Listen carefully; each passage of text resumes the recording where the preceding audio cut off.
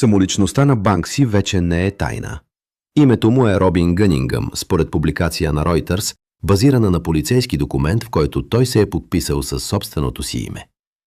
Сега мнозина се питат, ще бъде ли Банкси същият, когато вече не е анонимен? Реакцията на арт-света е по-скоро положителна. Нека бъде разпознат. Според колекционери, неясната самоличност на Банкси е работила срещу него. Цените на творбите му през последните години са силно колебливи.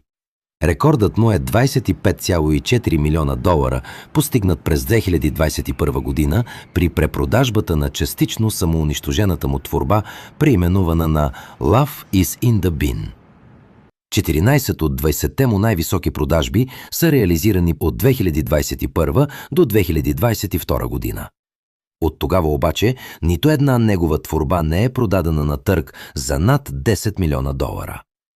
Сега, според експерти, разкриването на самоличността на Банкси може не да разруши мистиката, а да даде нов тласък на изкуството му. Прочетете повече на profit.bg.